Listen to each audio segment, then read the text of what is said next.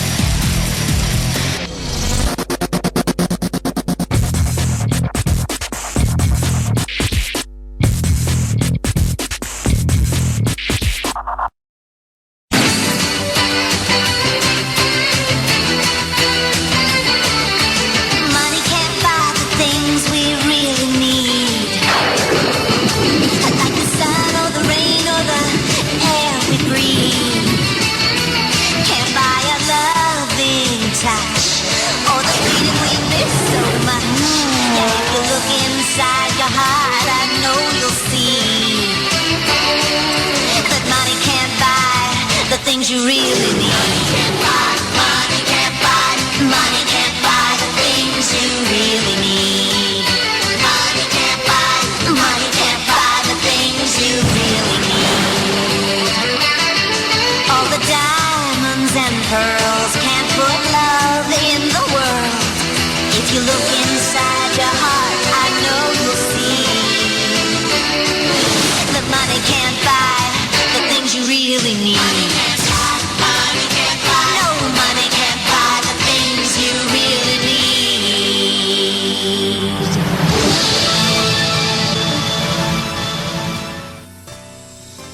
Like, I don't know, like maybe some kind of localization of a game that people want, which is already localized. Hello. Today we're going to be talking about Sega and them spending lots of money. But for now, here's some music from Phantasy Star Online 2, which isn't stopped by Sega. It's not stopped by you listening to it. We'll have that as well later. This is Big Varda from Phantasy Star Online 2.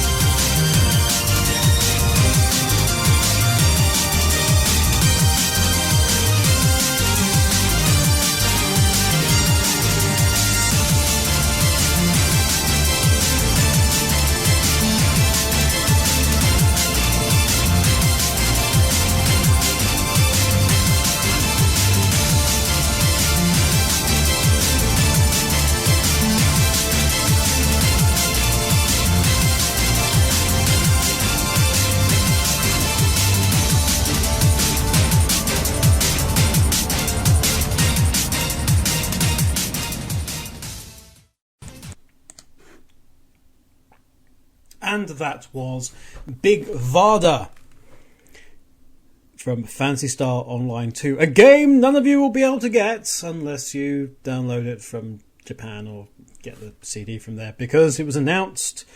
It seems that Phantasy Star is on shaky ground when it comes to the West, because Phantasy Star Nova, which is a new game for the Vita, which was announced the other day, is not coming to the West.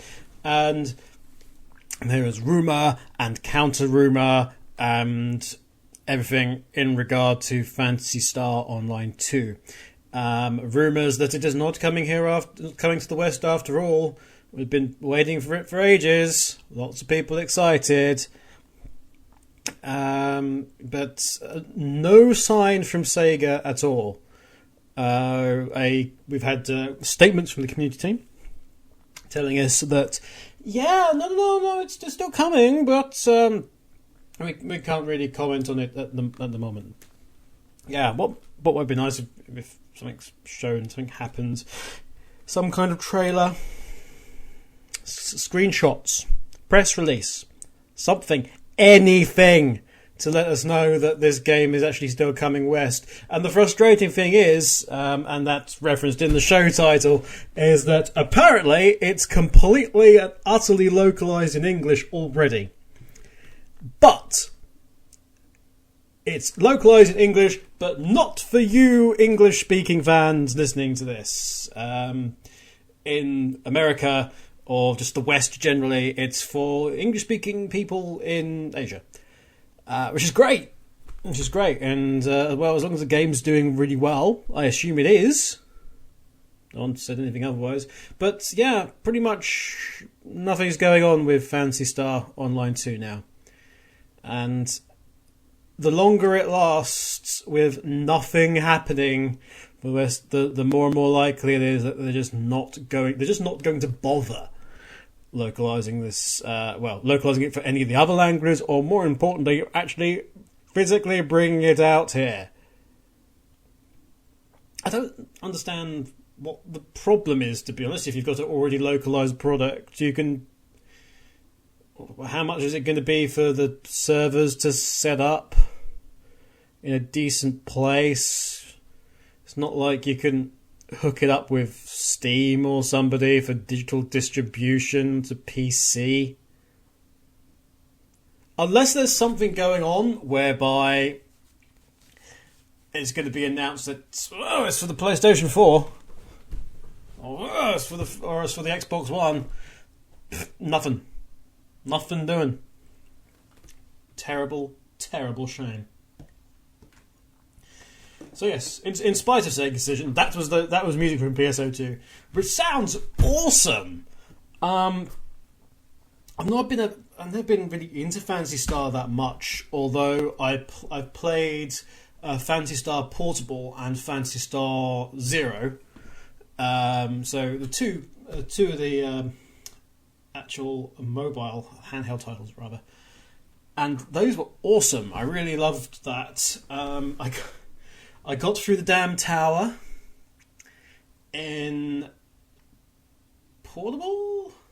No, in Zero. I got through the tower, the 100 levels, whatever is tower, that physically takes, it takes 2 or 3 full charges of battery. So you've got to keep it on. You've got to keep it on and keep it charged, and then keep coming back to it, because if you go out, you'll lose your progress. But I did actually complete the tower. Then it's awesome. Also, I worked on both of those games. I just remembered. But lots of fun going on there with Phantasy Star, and it's like, is it a question of money? Is it a question of money? Because Sega, obviously, we know that they're not incredibly rich, because they've cut down their European team to practically nothing, and American team's been cut back, and so they haven't got enough money to launch it, perhaps. Except the fact that they've just spent 14 billion yen on, or whatever it was, on buying Index Holdings, And Index Holdings are the company, the company that owns Atlas, or owned Atlas. Let's get this right. That owned Atlas, and Atlas creates so Jack Brothers and Megami Tensei, or Shin Megami Tensei, Persona, so Trauma Center, Etrian Odyssey, and all sorts of other things, and they've been bought for a large sum of money, and that's actually a really good business deal, because bearing in mind that these guys bring in, Wikipedia tells me that in 2010 they raked in 437 million yen, and their big problem was that they had kind of poor setup, and things occurred within the business which destabilized them financially. Sega Sammy, because obviously it's Sammy, it's not Sega actually, going out and going. So Sega opening its wallet with a noise. Some moths flew out, and a couple of receipts from Sonic Boom, and inside no, it's not them. It's actually Sega. It's actually Sammy, of course, really bankrolling this and going, Mr. Sammy somewhere stroking his beard. Sammy. No relation to Samsung or Shang Tsung. Stroking his beard somewhere, going, yes. Persona is a very nice series. We'll have some of that. Secretly is going, I really like Trauma Center. Trauma Center is one of those games that's completely underrated, by the way. And so Sega have acquired Index Holdings, Lock, Stock and Barrel, and possibly some other things as well, like games. And we'll be seeing Sega branded things like things like Catherine are now Sega games, and Guilty Gear. It's like, well, not Guilty Gear, but the Guilty Gear had some. Was Guilty Gear one of them? I can't even remember now. Somebody kept mentioning Guilty Gear to me. I know it's stuck in my head, but certainly no, I didn't do Guilty Gear. What am I talking about? But certainly Persona is obviously the big one, and Shin Megami Tensei.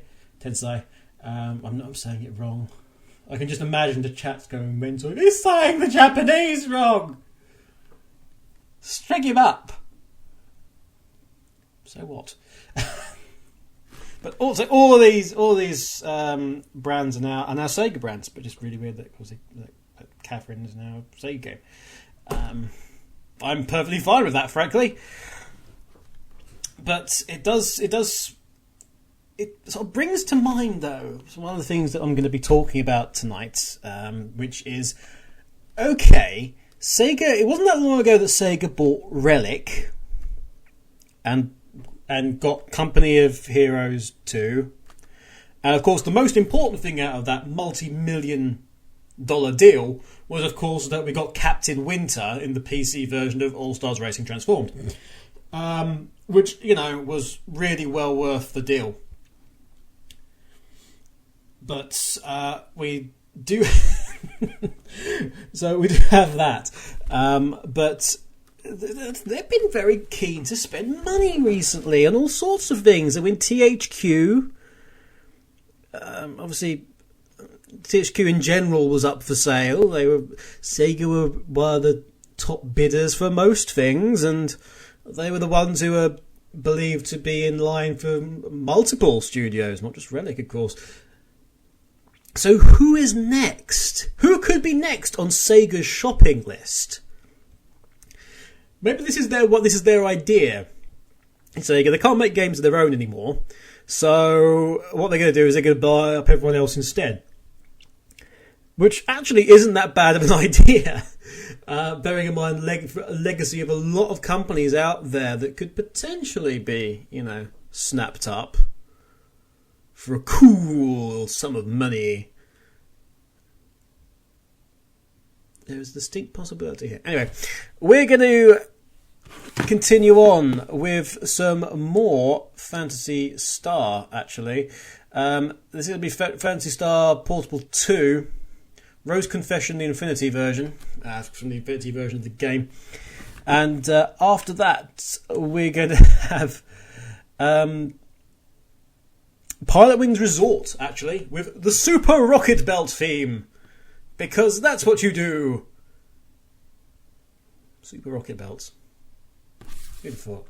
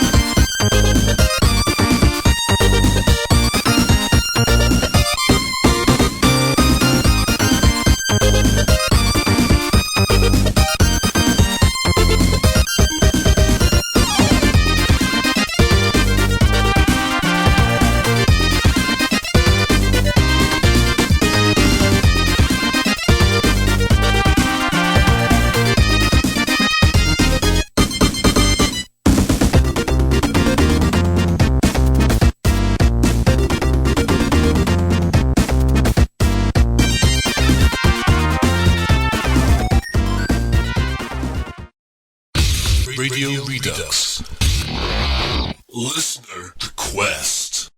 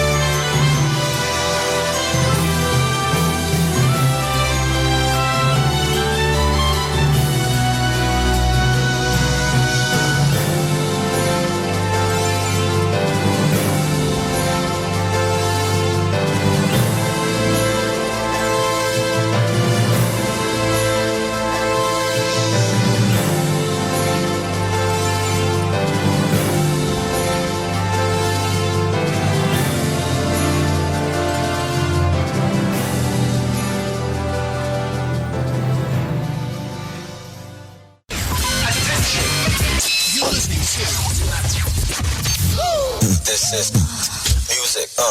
Radio Redux. Are you ready? Okay, so those tracks were... we had Rose Confession, Infinity version from Phantasy Star Portable 2. Then we had Super Rocket Belt from Pilot Wings Resort. Afterwards we had Hydrocity Zone, or Hydro City Zone, depending upon how you like to personally pronounce it. That's the Act 2 version from Sonic 3. And then from a special request, actually, we had Kingdom Hearts D3, or 3D, or Dream Drop Distance, depending on which, however you like to pronounce that particular title. And Majestic Wings, which I'm told from my handy Kingdom Hearts experts is actually quite a minor track in the series, because it's, one battle. That's the only one battle is the only time that is used, but they keep using it for trailers apparently. But yes, of course, Kingdom Hearts got Kingdom Hearts 3 currently in development, And this ties in very nicely with what I'm about to talk about. Because... So,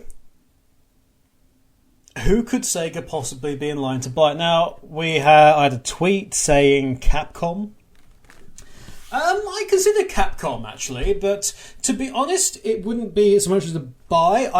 I would expect them to do some sort of merger if they went down that route at all with Capcom. I think that Capcom are solvent enough and big enough on their own to not be taken over.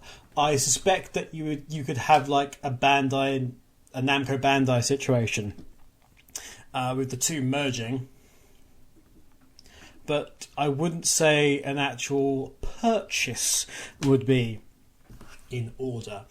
Now, so thinking about some of the various companies and studios around that might possibly be in line for some kind of purchase. And the first one that actually came to mind was one that you may not be entirely aware of, but that's Arc System Works. Now, these guys are known to have worked with the Sega Sammy Company in the past. They've also worked closely with Atlas in the past, specifically on Persona 4 Arena. They have the Guilty Gear series, the Blaze Blue series. They've got some Dragon Ball games and all manner of other things. They did the original Battletoads game. I'm not sure how important that would be to you, but they did a number of Sega games back in the day, certainly. And so, like I say, Persona 4 Arena is probably their most successful game of recent years. It's from back 2012. But they're a nice mix of things, and if you're going the whole let's have Persona route, what better way to help get that and get that working is to have one of the other parts of the puzzle for that series historically with this other company and this other studio. So those guys are, I think, a potential, just written down on the list. But yes, so certainly Arc System is a potential one. They make a lot. They make like 600. Well, there's not much in the way of public figures available in terms of revenue. Wikipedia lists the last one from 2006 at 680 million yen as of July that year. But like I say, if you're going to make, if you're going to put a lot of weight behind Persona, and that's probably the reason you bought Atlas in the first place, might be just an idea. That's what I'm saying. Another option that came to mind was actually Dimps. Now, well, hang on a minute. Put down the pitchforks for a moment.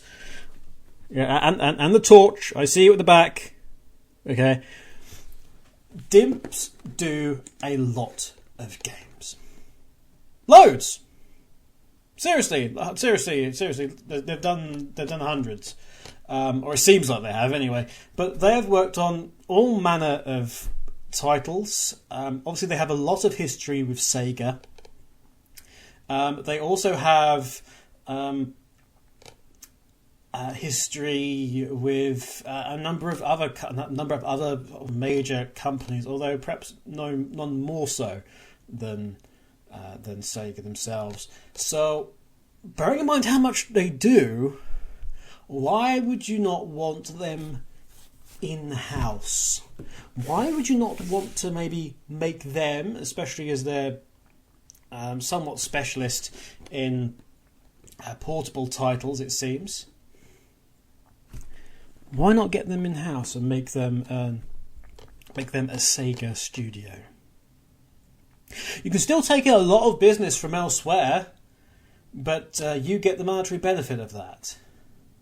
Plus, you get to teach them a bit more of the Sega way. So I think DIMPS is a possibility there. I mean, admittedly, they seem to be moving away from DIMPS a bit now.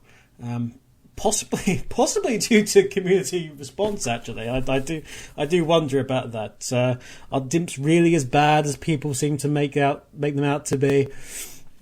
It's certainly one that could be on Sega's shopping list should they wish to go that route.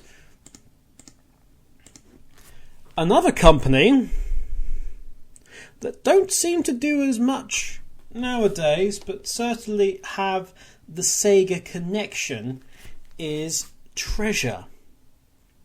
Treasure obviously have a fantastic reputation. They would be great to bring on board for Sega when dealing with remakes, perhaps, of classic franchises. They did the remake/upgrade. Well, it was going to be a remake, wasn't it? They became an upgrade of Guardian Heroes, and they, like I say, they have this Sega connection. They brought Radiant Silvergun to Xbox Live Arcade. They've worked with Sega on Bleach vs Crusade, and the other Bleach titles for the DS, which were fantastic. Seriously, check out Dark Souls. I think it is. I'm pretty certain it was Dark Souls. That was an awesome game. I'm using Gunstar Heroes. There was a load of other ones as well from the early days. Alien Soldier, Light Crusader, Dynamite Heady. Dynamite Heady, and they even made McDonald's Treasureland Adventure. Okay, perhaps that's not so as enthusiastic as Gunstar Heroes, but they are proven, and they did do Ikaruga. But we'll ignore the fact that they did Ikaruga, and we'll concentrate on those and say, there's a possibility there. Treasure still have a fantastic name in the industry, and I think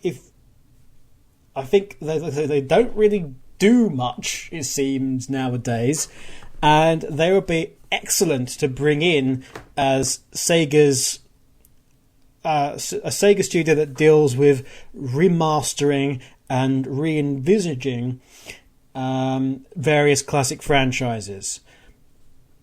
How about, everyone talks about Streets of Rage and the umpteen billion, it seems, cancelled remakes and sequels that they had for Streets of Rage. You bring them in, you give Streets of Rage to Treasure and just go. A Treasure Streets of Rage. How does that sound for you guys? So those guys are a potential there as well. I'm curious as to what the people in the chat are saying. Let's have a listen and let's have a look in and see what they've been saying. A bit of confusion about it. Suddenly everyone wants to talk about things. Apparently yes, by saying dimps I have blasphemed and I should be set on fire. Thank you for setting me on fire, chat. You certainly bring fans a fantastic reputation there. Yes. No setting Kevin on fire. Bad chat. It was double cross. I'm disappointed, double cross. Actually, I didn't actually do the chat room rundown. So let's do that. Who's actually in the Radio Sega chat today? Obviously, remember you can come into the Radio Sega chat. Just go to radiosega.net and follow the instructions and come on in. We have cake, which Spondy will provide. As well as Spondy, we have Voice, Trekkie the Joiner, the Chaos Blue, Silver Sonic, Maria Robotnik. Maria, you gotta see her. So coming in. Little Red 615, Einigal Venato, Dragon Blaze 123, who is doing homework. The answer is 17.6 to one decimal place. And if it's who wrote this poem, just answer it anyway. There's also the Pyromaniac double cross. Then CTR Bizaleze Biafra, who's just stumbled in apparently. Spondy, who I already mentioned, M20 and Row21. Apparently Alex Kidd is always the answer. No, Alex Kidd is always the question. Double cross. Alex Kidd is always the question. Let's take a moment to have another piece of music. What shall we have? I had a number of ones actually lined up. Let's have one from the DRAM arcade remix album. Let's have Outside a Crisis from Super Hang On. And after that, we'll have Turbo Outrun with a Turbo Outrun remix, Slam the Gas by Dodo. Which one you've probably not heard before, but it's from the VG Mix days of old. I remember those. And we'll probably have something else after that. See you in a bit.